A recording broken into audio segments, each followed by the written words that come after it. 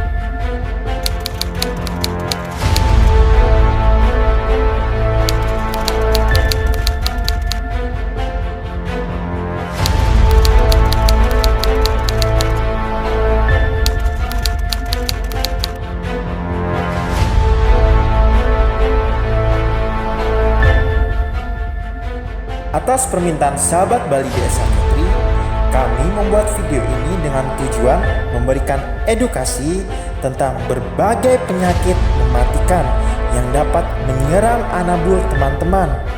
Di video ini juga dibahas kesehatan bulu dan kulit kucing dan anjing. Penjelasannya langsung oleh ahlinya loh, para dokter hewan terpilih se-Indonesia.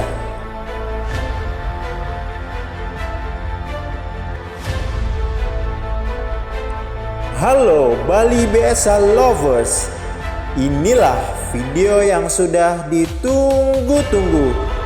Tonton sampai habis yuk, dan ikuti giveaway 06 dengan hadiah utama menginap di villa mewah dengan kolam pribadi persembahan dari The Sangkara Resort by Pramana, dan banyak hadiah sponsor lainnya.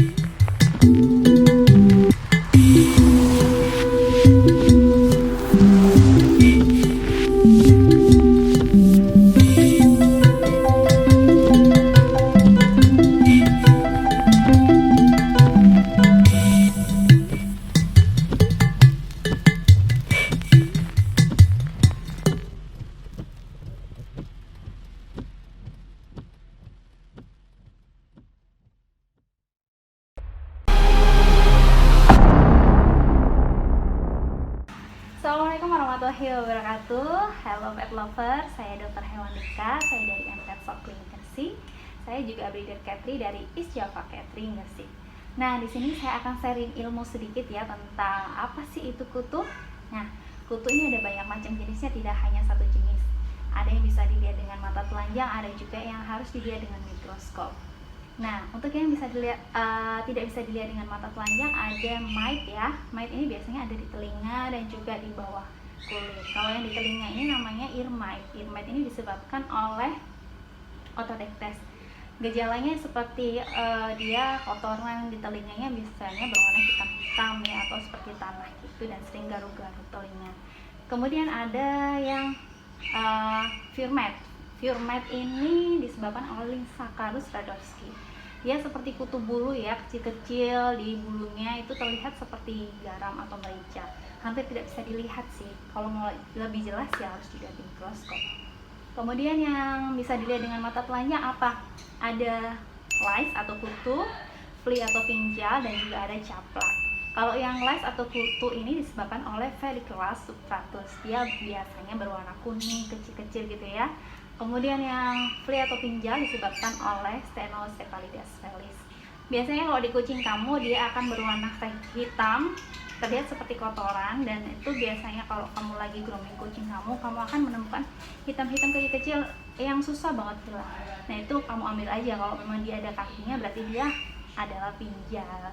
Dia membawa penyakit lain seperti Dipilidinium caninum gitu. Dipilidinium caninum ini adalah cacing. Kemudian ada lagi caplak. Nah, caplak ini biasanya banyak terdapat di anjing. Dia bentuknya gede-gede, gendut-gendut gitu. Kalau dia habis mengisap darah, dia akan makin gendut perutnya. Waduh, serem banget ya. Nah, ini yang caplak ini dia kalau manifestasinya banyak sekali, dia bisa menyebabkan anemia, malnutrisi, kepucatan pada gusi, bahkan sampai meninggal di anjing gitu. Jadi ketika hewan kamu terserang kutu, jangan diremehkan ya pet lover. Kamu harus cari tahu itu termasuk jenis kutu apa, atau langsung bawa ke dokter hewan terdekat untuk dilihat di bawah mikroskop dan akan diberikan penanganan yang tepat gitu. Nah, untuk gejala klinisnya gimana? Gejala klinisnya ada alopecia, kerontokan bulu gitu ya. Kemudian dia sering garuk-garuk, terus bulu kusam, bulu kasar gitu. Nah, itu terlihat beda banget sih yang dia sehat sama yang memang ada kutunya gitu. Kamu bisa piak gitu bulunya dan kamu akan menemukan kayak semacam kutu, gejala-gejala gitu ya. Biasanya sih daerah kepala leher ya. Kemudian untuk pencegahannya gimana? Pencegahannya kamu harus sanitasi kandang kamu, rajin ya, seminggu sekali mungkin sama lingkungannya, rajin ngepel gitu. Nah, yang pastinya dengan desinfektan ya, jangan dengan air biasa. Karena percuma juga kalau misalkan kutu dewasanya itu ada di badan kucing atau anjing kamu, tapi telur-telurnya itu ada di lingkungan gitu, seperti di karpet, di boneka, kemudian di tanah, rumput seperti itu. Kalau kamu tidak desinfeksi itu, percuma juga. Ketika nanti kamu obatin, dia bisa protek selama sebulan misalkan, tapi nanti yang telur-telur di lingkungan dia akan menetas kemudian menjadi dewasa lagi dan akan mencari inang baru gitu. Nah, sama aja dong, rantainya nggak terputus ya. Kemudian untuk pengobatannya gimana? Pengobatannya ada 2 macam, bisa dengan tetes kutu dan juga bisa suntik di bawah kulit. Tetapi ini tidak semua kutu efektif ya terhadap obat ini. Jadi kamu harus tahu pasti dia termasuk kutu yang apa, karena obat ini juga ada kandungannya yang berbeda. Dia akan efektif kepada kutu ini dan tidak efektif kepada kutu ini gitu. Nah, itu kamu bisa konsultasikan dengan dokter hewan terdekat. Nah, kemudian itu aja sih yang bisa saya sharingkan di sini. Terima kasih banyak dan mohon maaf apabila ada kata-kata yang salah ya. Nanti di sini akan aku kasih slide-nya maksudnya kutunya seperti apa sih kalau dilihat di mikroskop gitu ya. Di sini akan ada. Oke. Bye bye, sampai jumpa lagi di lain kesempatan. Assalamualaikum warahmatullahi wabarakatuh.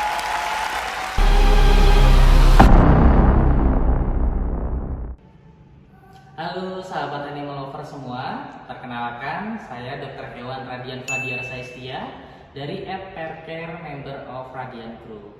Nah, di sini kita akan belajar seputar kesehatan pada binatang, khususnya pada kucing. Sebelum kita belajar tentang kesehatan pada kucing, hal pertama yang perlu kita ketahui, kita harus tahu tanda dari kucing kita sehat itu seperti apa. Nah, ini ada salah satu contoh kucing sebagai model kita. Kucingnya sehat.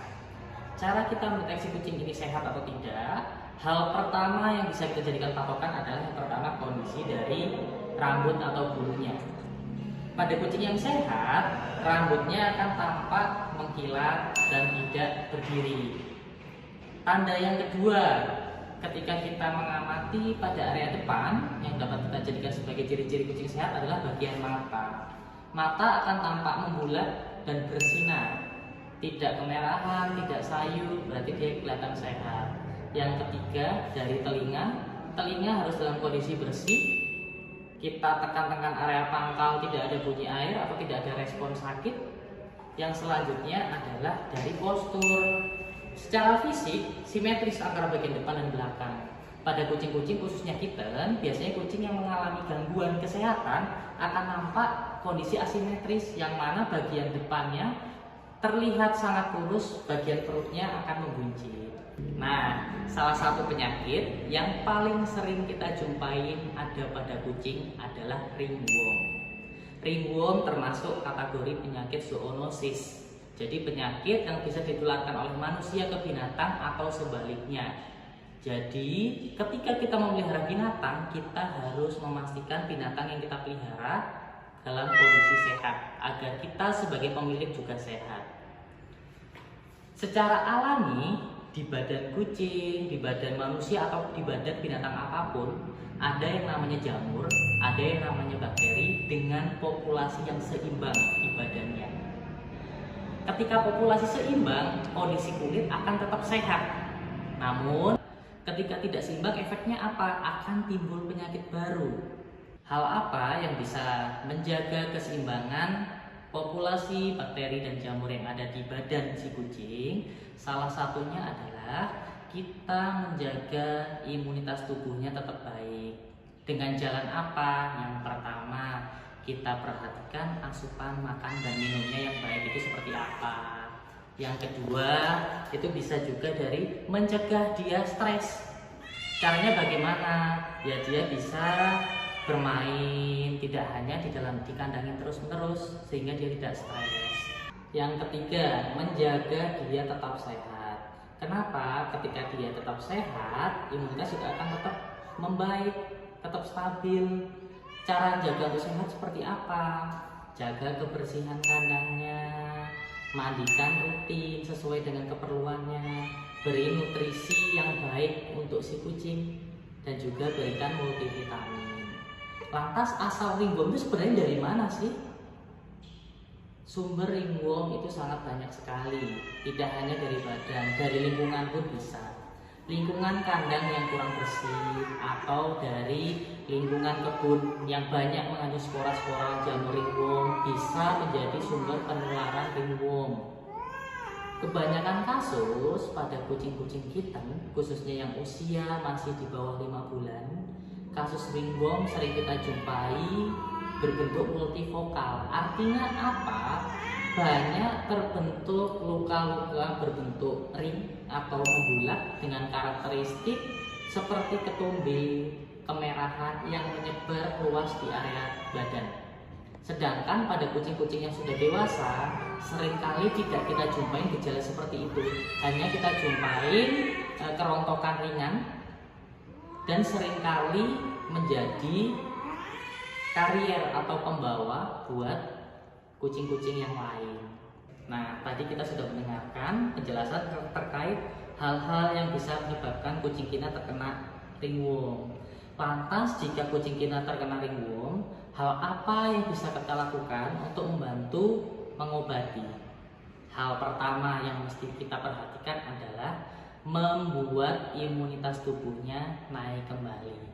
Semisal dia posisi sakit penyakit lain, contoh ada gangguan pencernaan, gangguan pernafasan, flu, atau gangguan lainnya, segera bawa ke dokter untuk mendapatkan penanganan sesuai dengan penyakitnya. Karena percuma ketika kita mengobati jamur, sementara imunitas dia turun karena ada penyakit lain, jamur tidak akan sembuh dengan sempurna. Itu yang pertama.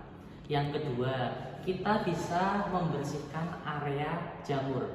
Ini sangat penting, terutama jika kita menggunakan obat-obatan yang sifatnya topikal atau obat-obatan yang kita berikan pada bagian permukaan tubuh. Baik itu sediaan yang bentuknya salep, atau sediaan yang bentuknya sampo, atau yang spray, kan obat jamur macam-macam. Jadi sebelum kita berikan obat jamurnya, wajib kita bersihkan terlebih dahulu kerak-kerak yang ada pada bagian kulit atau jamur yang bermasalah. Setelah kita bersihkan, baru kita berikan obat. Obatnya apa? Bisa salep jamur, bisa juga sampo yang khusus buat jamur. Jadi kita grooming rutin, misalkan terapi, biasanya kita anjurkan tiap 2 atau 3 hari sekali selama terapi jamur. Bisa juga pemberian obat spray sesuai dengan kebutuhan. Dan yang perlu diingat, pemberian obat jamur, khususnya obat jamur minum, tidak boleh beriringan dengan pemberian obat kutu. Kenapa? Obat jamur dan obat kutu termasuk kategori obat keras. Jadi ketika digabungkan, penggunaannya dalam waktu bersamaan bisa memicu gangguan hati atau hepatitis. Lantas setelah itu perlu diapakan lagi? Berilah nutrisi yang baik untuk membantu pemulihan kulit. Contohnya apa? Produk-produk yang bisa mensupport bulu seperti Hair and Skin, merek apapun itu. Lantas bisa juga diberi minyak ikan. Itu juga bisa membantu dalam proses kesembuhan jamur yang diderita. Nah, sekarang sudah tahu kan seputar kesehatan kulit pada kucing, khususnya kasus ringworm. Jadi sekali lagi, ketika kita memelihara binatang, agar kitanya juga aman, kitanya juga sehat, kita harus menjaga kesehatan binatang yang kita pelihara. Jangan lupa jaga kebersihan, baik lingkungan maupun kucingnya. Jangan lupa memberikan nutrisi yang baik buat binatang yang kita pelihara. Satu lagi pesan buat semua animal lover, ketika memelihara binatang, jangan melupakan prinsip kita wajib mensejahterakan binatang melalui kesejahteraan manusia, dan jangan lupa kita harus selalu menjaga hubungan baik dengan lingkungan kita. Sekian dari saya, Dr. Hewan Radian Fadiar Saistia dari Airpet and Care, member of Radian Group. Sekian, terima kasih. Produk terbaru dari Supercat. Supercat 500 gram tersedia untuk adult dan kitten. Supercat 400 gram dengan aneka rasa yang lezat. Supercat 400 gram untuk kitten dengan 2 pilihan rasa, tuna dan salmon. Dan yang terbaru, untuk baby kitten usia 1-3 bulan dengan formula yang sangat lembut. Tersedia juga kemasan ekonomis 85 gram dengan 8 pilihan rasa.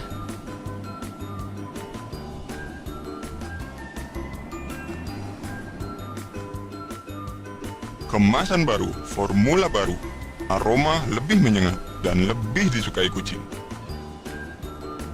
Supercat paling disukai kucing. Supercat dari Best in Show.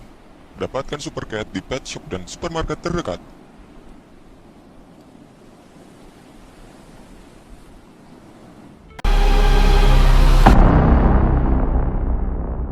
Halo, selamat siang teman-teman. Saya dengan Dr. Stephen Taufik Leo, praktisi hewan kecil di Bali. Pada kali ini saya akan membahas nih penyakit virus yang cukup umum di anjing dan di kucing. Yang mana teman-teman ini biasanya sering banget tuh kan dengar, "Dok, anjing saya kena parvo nih. Dok, kitten saya kena panleukon nih." Kira-kira apa sih? Kenapa sih mereka bisa sampai kena terjadi? Jadi, yang tadi saya sebutin satu-satu itu baik canine parvovirus ataupun feline panleuko, itu mereka adalah penyakit virus yang cukup umum terjadi di hewan-hewan yang belum pernah vaksin, di hewan-hewan yang muda yang sistem imunnya belum bagus, kayak gitu. Coba deh kita bahas satu-satu nih ya. Kalau di canine parvovirus atau parvo di anjing, biasanya tuh menyerangnya di umur-umur sekitar lebih dari 3, rata-rata 4 minggu sampai ya kurang lebih sampai bisa 3-4 bulanan ya. Apalagi mereka yang belum pernah vaksin nih. kok bisa? Gimana sih cara masuknya mereka? Jadi nih, gejalanya parvo ini, virus ini kan datang nih masuk. Dia masuk ke dalam tubuh, terus habis itu ketika virus masuk ke dalam tubuh, mereka pasti akan fine-fine aja. Mereka perlu waktu untuk sampai virus ini berkembang biak, sampai jumlahnya pas untuk bikin sakit. Di mana mereka berkembang biaknya? Mereka berkembang biaknya di lapisan usus. Makanya biasanya gejala paling umum di parvo di anjing itu adalah diare. Kalau udah dalam jangka waktu panjang itu akan ada pendarahan juga, jadi diarenya campur darah. Makanya itu yang bikin mereka makin lemas. Pupnya ini nih teman-teman, ketika mereka produksi diare, banyak banget akan mengandung droplet-droplet virus si parvo ini. Yang mana bisa bayangin dong, sekali mereka pup 1 juta virus droplet parvo. Yang mana 1 juta ini menurut teorinya mereka bisa menginfeksi 1 juta papi yang lain nih, anakan anjing yang lain. Seperti itu. Gejalanya gimana dok?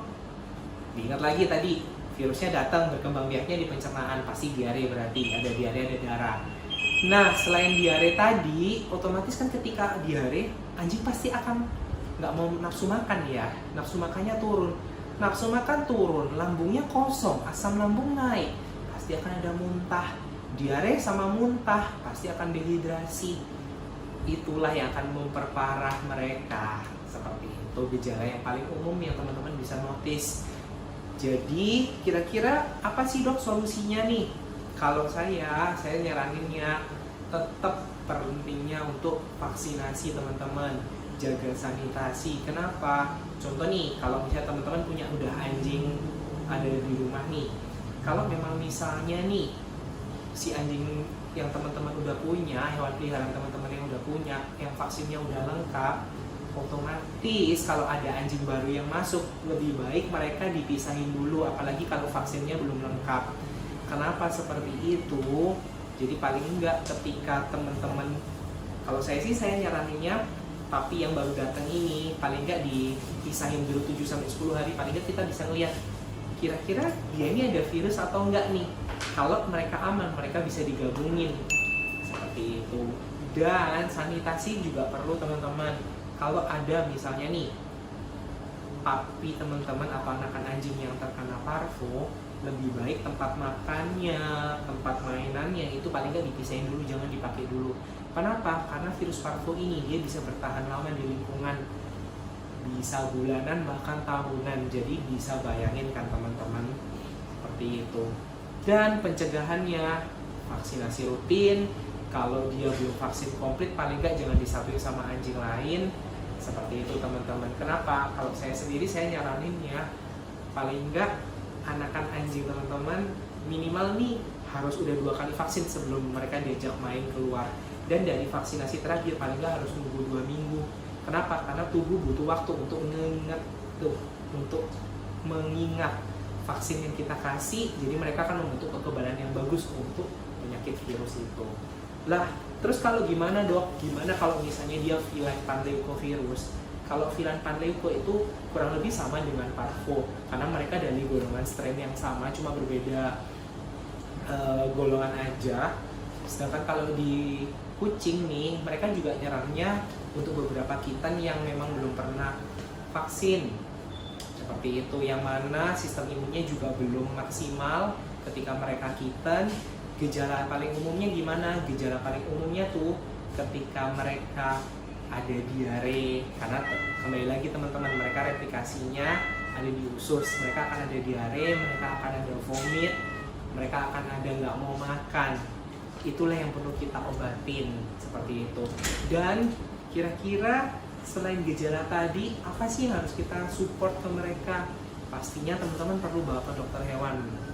Poin pertamanya, kenapa? Karena itu menular ke hewan lain, apalagi kalau di rumah ada hewan lain nih yang belum status vaksinasinya belum lengkap.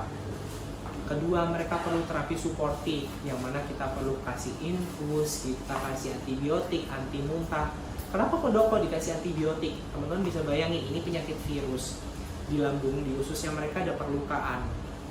Otomatis gampang banget dong ada bakteri yang akan masuk lewat luka di pencernaan itu. Bisa bayangin, virus udah bikin drop mereka, ditambah ada infeksi bakteri, yang mana kondisinya bisa makin drop. Oleh karena itu terapi untuk pemberian antibiotik juga diperlukan. Solusinya apa? Sanitasi teman-teman. Kalau hewan-hewan yang baru masuk nih, misalnya kita punya banyak hewan, dipisahin dulu, paling enggak jangan digabung dulu, biar kita tahu benar-benar oh dia ini bebas dari virus kayak gitu. Penularannya gimana? Penularannya lewat dari kotoran yang hewan terinfeksi itu, baik dari kitten yang positif Panleukopenia, penularannya dari situ. Gimana pencegahannya? Tetap mulai dari vaksinasi yang lengkap dari awal. Vaksinasi nggak cukup ya teman-teman, cuma sekali doang. Paling enggak vaksinasi diperlukan sampai 2 kali dulu tuh, minim-minim 2 kali. Dan dari vaksinasi terakhir itu paling enggak perlu waktu 2 minggu sampai tubuh ini benar-benar ingat. Karena ketika vaksin dimasukin, tubuh benar-benar akan berusaha ngingat dalam kondisi 2 minggu. Dan menurut teorinya setelah 2 minggu tuh antibodi yang dihasilkan oleh vaksin akan terbentuk bagus seperti itu.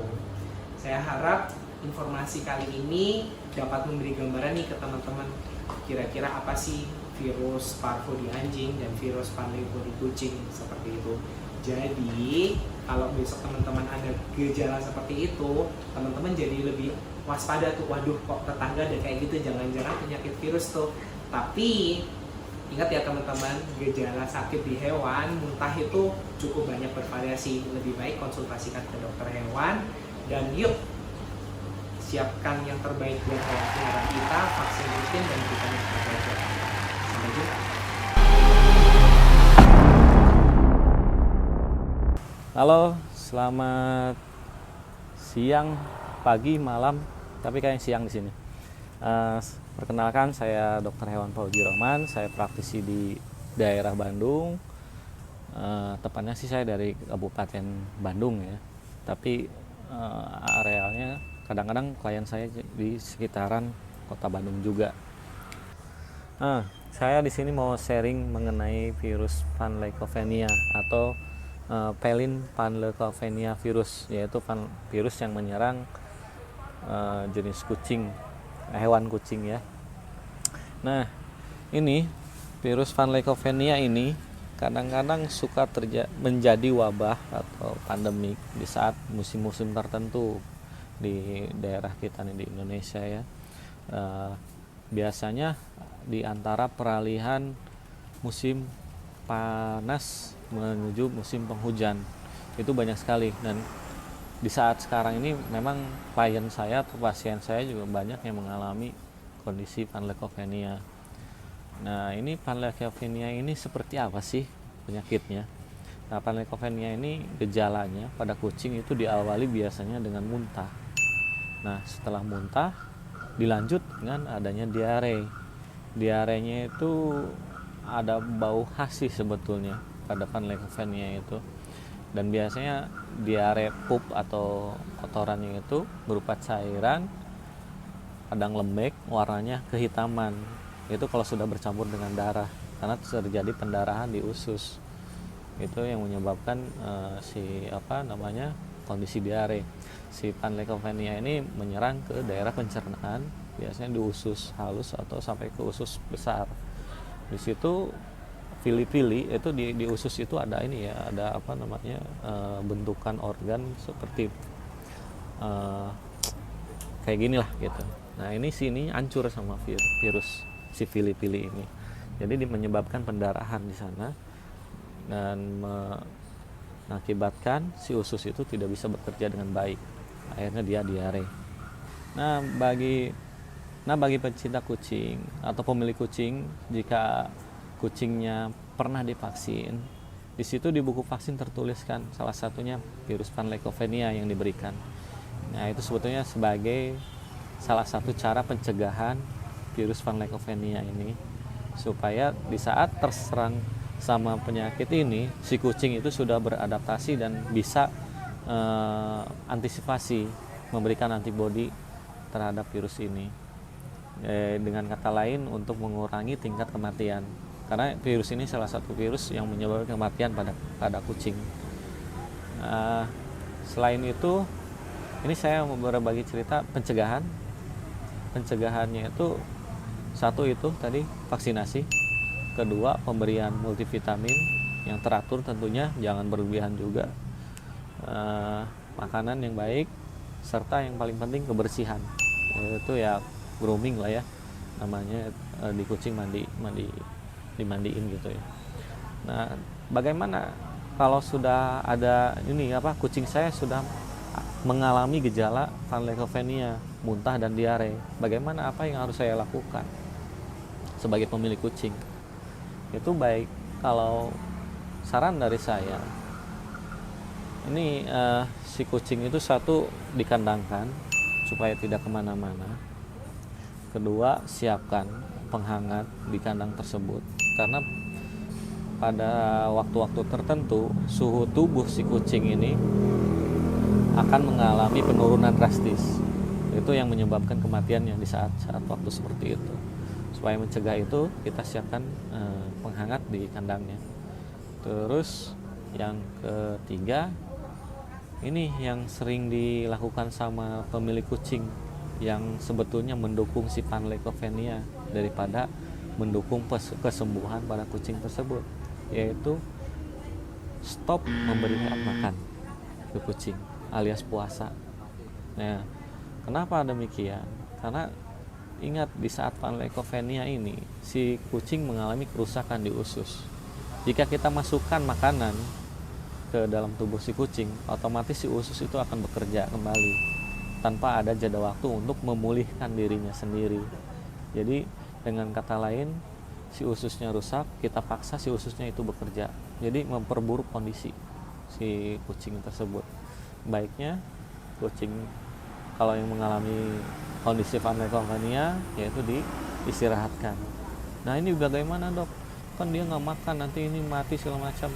Nah, itu justru si kondisi ini tuh kita harus bantu, makanannya itu diganti dengan makanan yang berbentuk cair, ataupun misalkan vitamin kita cairkan, jadi berupa minuman makanannya.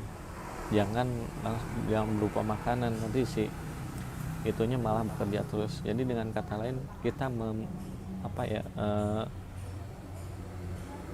meminimalisir kinerja usus yang berat, supaya bisa si usus itu bisa merecovery dirinya sendiri. Itu satu. Ada itu yang ketiga. Terus yang apa sih obat yang bisa diberikan? Sebetulnya untuk pengobatan pada kasus ini memang agak sedikit sulit.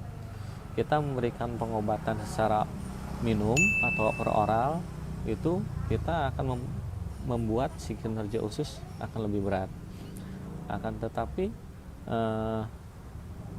tidak diberikan pengobatan oral, otomatis pemilik kucing kalau bukan dokter hewan agak sulit ya, melalui injeksi. Itu ya memang yang punya hak untuk menginjeksi adalah petugas kesehatan atau ke dokter hewan. Kalau pemilik kan yang bukan orang kesehatan di bidang hewan, ya memang saya tidak menyarankan seperti itu.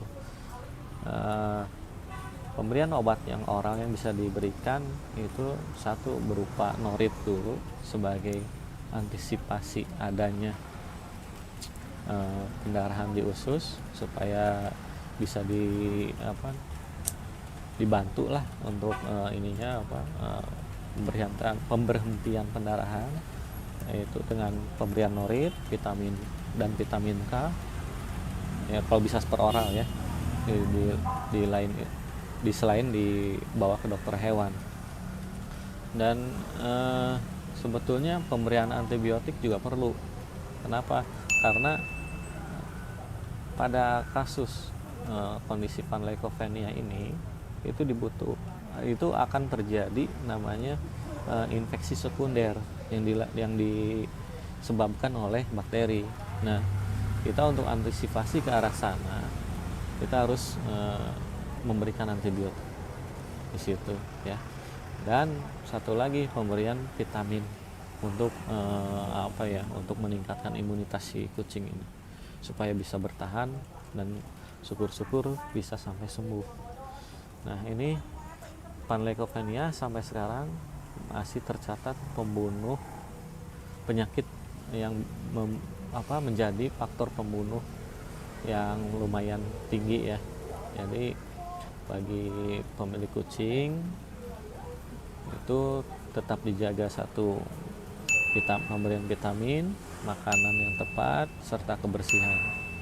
Kalau ini yang wajib sekali sama pemilik kucing untuk mencegah bukan hanya penyakit Van Lyckophenia saja, itu pemberian obat cacing yang tepat waktu serta pemberian vaksinasi. Begitu sharing dari saya, semoga bermanfaat.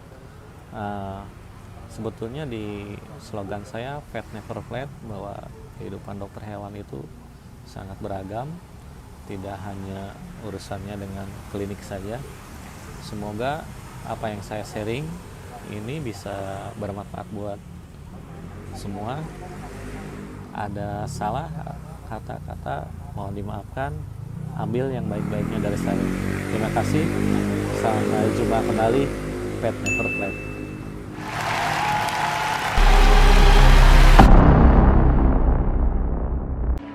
Hai semuanya, saya Dr. Safa dari Klinik Habitat Satwa Surabaya akan menjelaskan suatu penyakit yang ada di kucing yang namanya adalah FIP ya, atau disebut dengan peradangan pada peritoneum atau selaput pada rongga perut.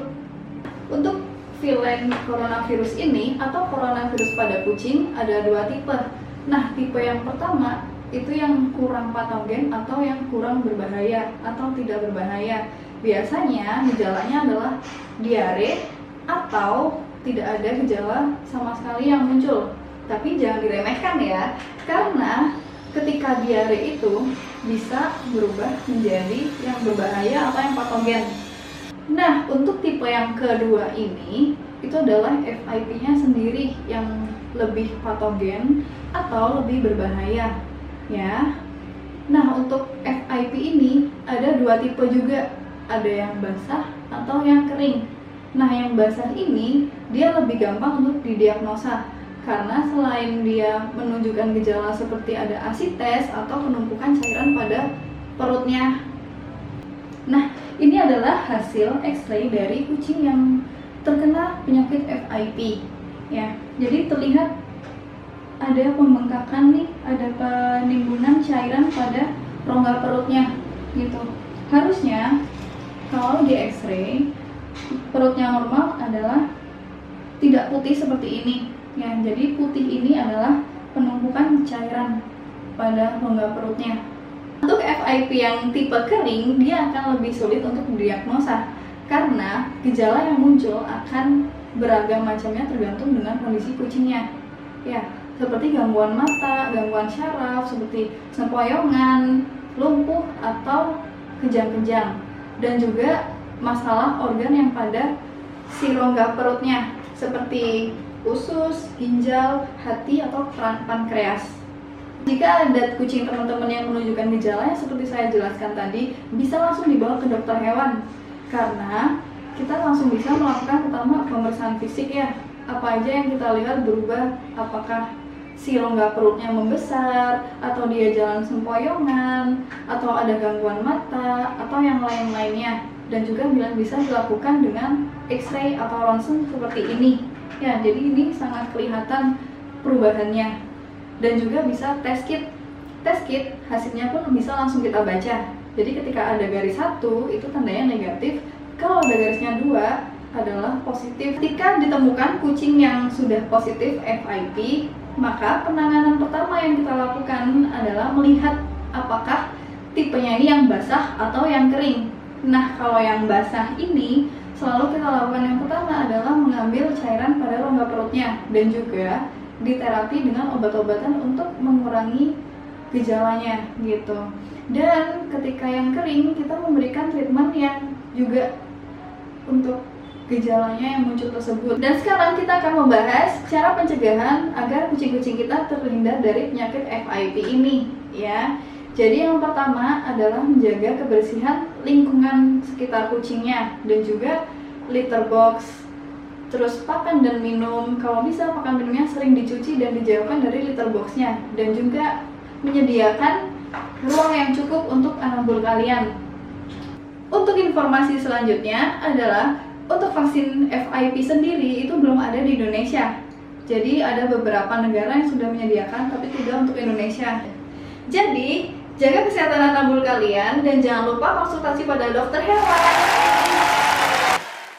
Bali BSA Catri, buat kalian yang ingin mencari produk-produk lucu untuk anabulnya di rumah, kalian bisa langsung kepoin catresident.id karena di sana ada beberapa produk yang benar-benar sangat lucu. Ada cat tree, ada cat kondo, kemudian ada kandang kucing. Nah, untuk bentuknya benar-benar sangat bagus banget dan bisa menunjang estetik di cat room kalian di rumah. Nah, untuk harganya benar-benar sangat terjangkau dan bisa dikirim di seluruh Indonesia. Nah, untuk kalian yang benar-benar ingin sekali beli produk seperti ini, seperti Anfaya saat ini happy banget, langsung cek dan kepoin di IG-nya catresident.id.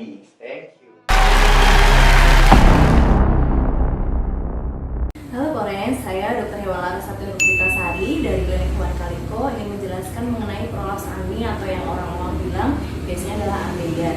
Nah, penyebabnya sendiri bisa karena satu, diare, yang kedua adalah konstipasi atau susah pup, yang ketiga bisa karena atau diare anusnya tadi udah mulai mengendor. Jadi diare sama konstipasinya tadi dia yang kucingnya ngedernya terlalu berlebihan, jadi menyebabkan prolaps tadi atau ambeien. Nah, untuk penanganannya sendiri itu biasanya harus langsung dibawa ke dokter hewan, gak usah tunggu sampai perubahan warna, misal jadi keitaman atau kebiruan. Kalau misalnya udah sampai berubah warna, itu biasanya kita sarankan untuk diamputasi atau dipotong. Nah, untuk penanganannya sendiri itu bisa dimasukkan secara manual. Terus habis itu kita jahit di area anusnya tadi dengan tipe jahitannya full string atau kantong untuk bambu tadi, bisa menggunakan benang katun.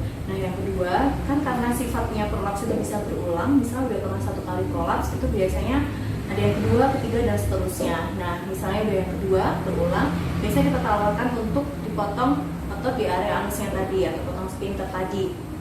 Potong, kita kencingin lagi ototnya. Terus atau kalau misalnya dia udah prolaps lagi, kita sarankan untuk kolopeksi atau kita bedah perutnya, kita buka, terus habis itu nanti yang prolaps tadi kita masukkan, terus kita pautkan di dinding peritoneum atau di dinding perutnya itu tadi, supaya dia nggak akan keluar-keluar lagi. Itu biasanya yang paling efektif sih, tapi kita memang tahapan awalnya kita lebih baik dimasukkan secara manual dan kita jahit secara full string tadi. Ya mudah-mudahan harapannya nggak makin lagi ya. Nah, untuk penanganan selanjutnya, untuk treatmentnya, kalau penyebabnya adalah diare, kita pengobatannya bisa pakai antibiotik, anti radang, vitamin. Nah, antibiotiknya pun kita sesuaikan untuk yang mengarah ke diarenya tadi. Nah, kalau misalnya konstipasi pun kita pengobatannya untuk mengarah ke konstipasi tadi yang susah pup tadi, misalnya pupnya terlalu keras. Dan untuk pakan, mungkin kita menggunakan pakan-pakan yang lembut dulu supaya kucingnya juga nanti pupnya nggak susah kalau misalnya dia konstipasi. Terus juga banyak minum air putih. Nah, terus habis itu untuk perawatan jahitannya sendiri nanti bisa disalep dan kucingnya dikandang dulu dan bisa dipasang Elizabeth collar atau corong seperti ini. Tujuannya apa? Supaya dia tidak menggigiti jahitan yang ada di sekitar anus atau yang ada di perut tadi. Nah, nanti setelah 1 minggu biasanya kita tawarkan sama ownernya tadi untuk kucingnya dibawa lagi ke klinik, kita lepas jahitannya. Karena untuk benangnya sendiri, kalau yang untuk posting tadi yang di area anus, biasanya kita lebih sering menggunakan benang katun. Nah, itu memang ada baiknya sih dilepas setelah 1 minggu pasca operasi. Nah, memang kalau untuk prolaps sendiri itu memang harus bersabar karena itu tadi bisa berulang. Tapi memang kalau misalnya kita perawatannya dengan bagus, pakannya oke, ya mudah-mudahan itu nggak akan terjadi. Jadi kalau misalnya kita ada prolaps atau ambeien tadi, langsung dibawa ke dokter hewan ya. Terima kasih.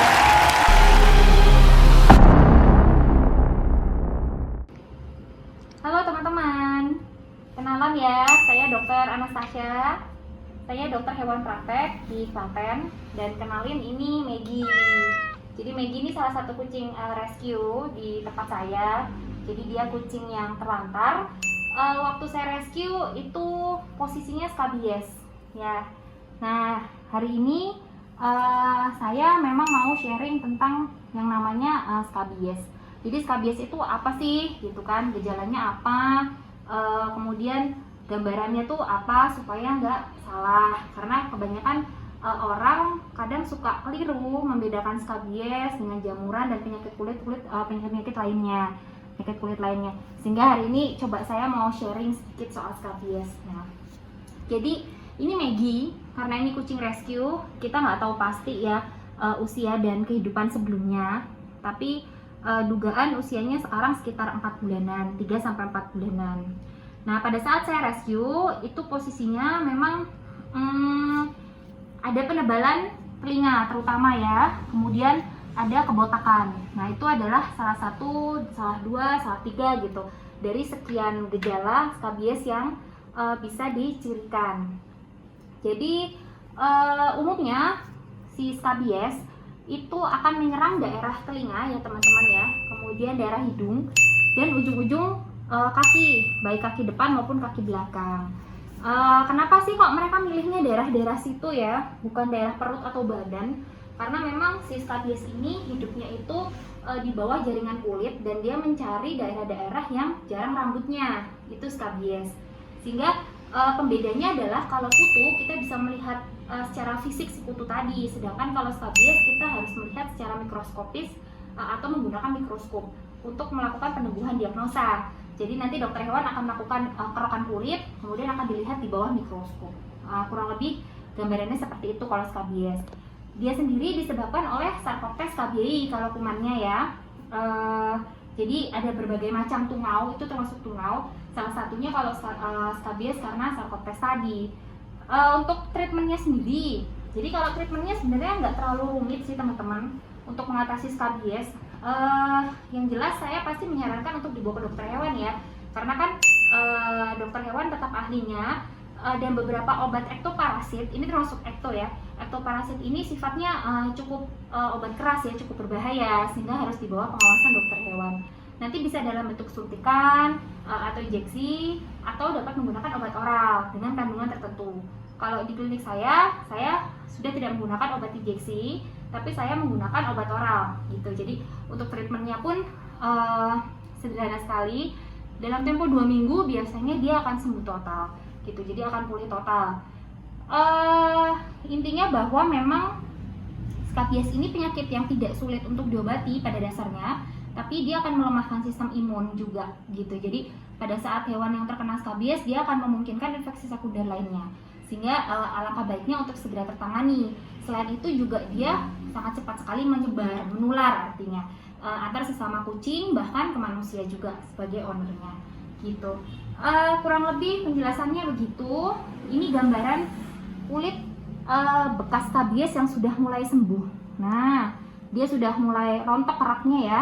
Nanti rambutnya akan tumbuh dengan sendirinya kalau misalnya skabiesnya sudah hilang. Nah, waktu datang nggak seperti ini, jadi dia udah mulai sembuh seperti ini gambarannya. Oke, kurang lebih yang bisa saya jelaskan seperti itu. Mudah-mudahan informasi yang saya sampaikan bermanfaat. Terima kasih. Halo cat lovers, jika kucing kesayangan Anda terinfeksi penyakit kulit seperti jamur, skabies, irmit, luka, gatal, dan lainnya, maka Medipeti antibakterial dan fungal adalah pilihan tepat untuk kucing Anda. Medipeti terbuat dari bahan-bahan organik pilihan sehingga aman terjilat oleh kucing. Dan untuk menetralisir bau tidak sedap karena pipis atau pup kucing, Anda bisa semprotkan Medipeti Air Refresher Lemon. Order sekarang ya.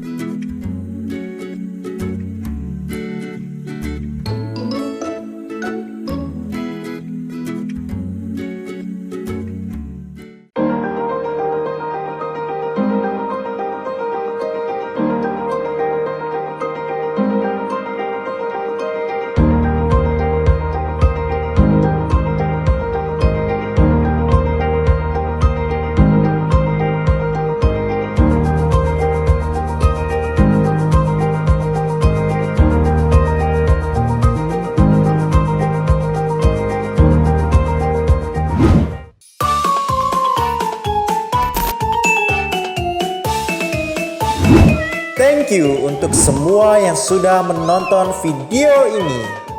Jangan lupa ya, yuk like, komen, share, dan subscribe.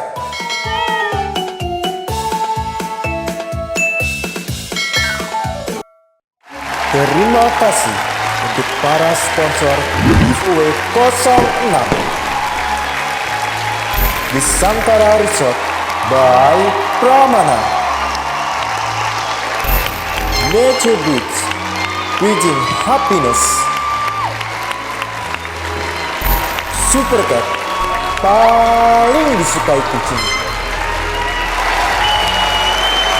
Bali Pet Island, your true pet paradise. Medipeti,